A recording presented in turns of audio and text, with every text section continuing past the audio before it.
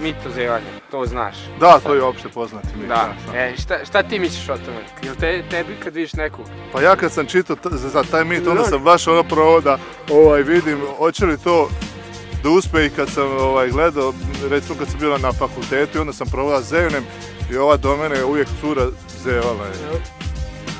Pa obično je to spontano, jedan put samo krećem ja da zevam nesvjesno, znači, ali sad kad bi ja nekog gledala i kao on to, znači nije to to.